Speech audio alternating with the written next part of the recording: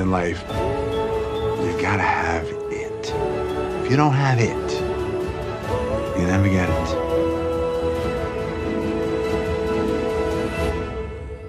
And I say you got it. Tell me, firstly, what interested you about the story of Tender Bar? It's a great coming-of-age tale.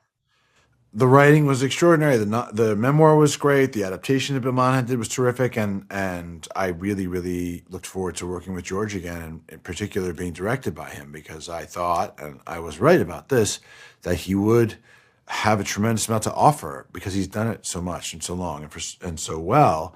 And I thought this would be a fascinating experience to have him in my ear, kind of advising me and contributing to my performance, and it was even more than what I hoped for. Whose kid is that? My sister's. Which sister? The hot one or the crazy one? What, do you want to die? Your career has been so unique in terms of the roles you take. What is it? What's the ingredient that gets you interested in saying yes to a character? Changes, it's changed over the years. Sometimes I've had good criterion. Sometimes, I've sort of want to chase some idea of success or cementing a place in, my career or money.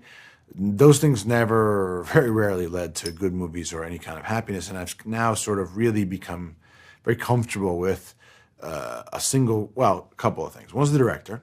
Is absolutely vital. Is this an interesting director? Can I learn from them?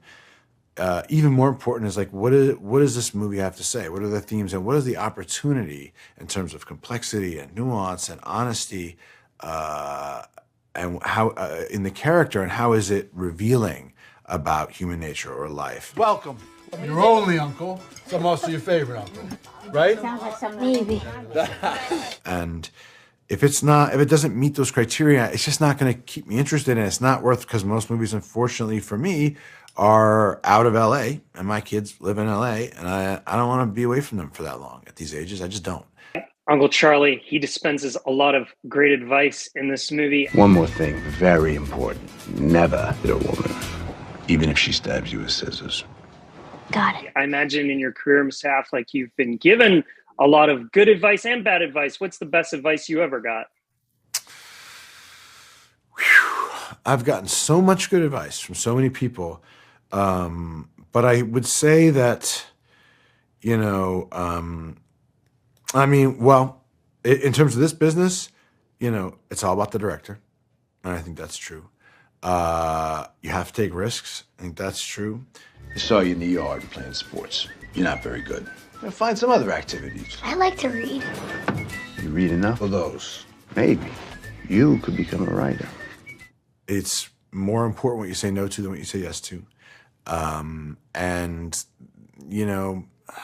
I would say not advice exactly, but by example, the people that I respect and look up to, I've found there was a kind of consistency in the fact that they all cared very much and worked very hard and took their job very seriously. I mean, they themselves took themselves seriously, or they were pretentious. But in fact, quite the opposite, actually. I found most of the people I really respect have a kind of humility that is lovely. Did you go and stare up at the building in the rain? No. Well, I'm on my...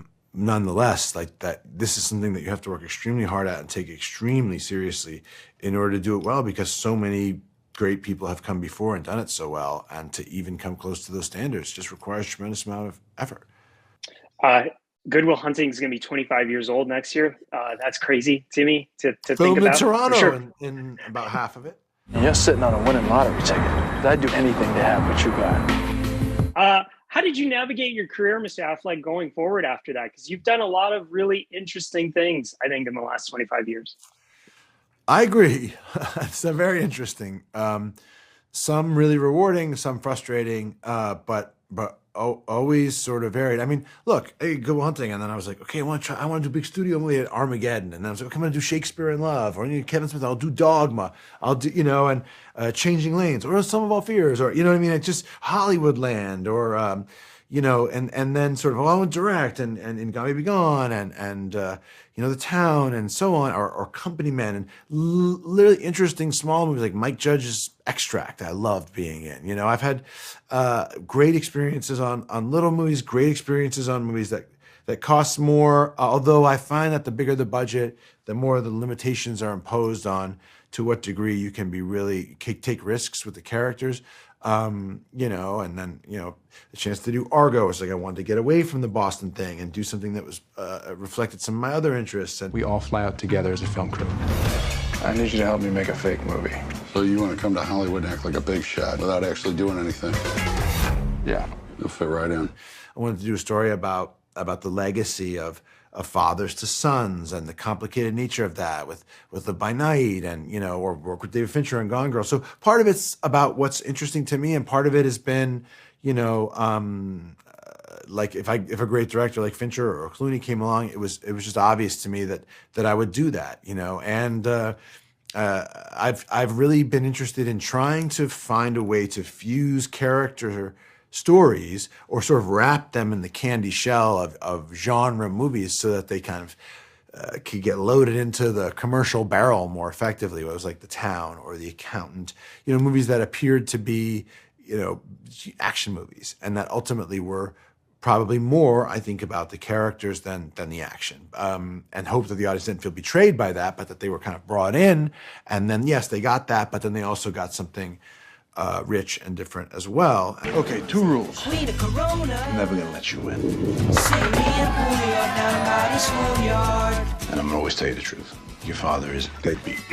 And then it, you know, I've lately just been really interested in performance stuff. Like, I thought for a while I was just gonna direct. I didn't, you know, and that acting was, I just became more interested in directing because of the sense of authorship you have and all the other aspects that you get to work with. But I started getting really interesting opportunities as an actor. And also I realized I don't want to be apart from my kids that long.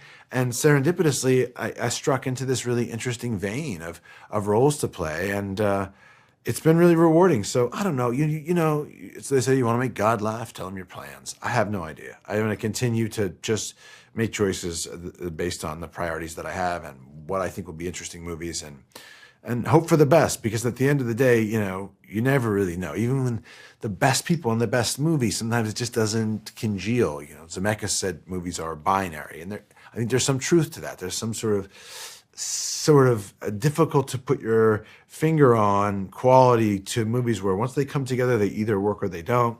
That being said, you know, the most rewarding experiences I've had are with working with people I really love and care about and respect, whether it was like, you know, working with Fincher or Matt or my brother or George, or, you know, those are the experiences that mean the most to me. And so those are the ones I want to kind of lean into if I can.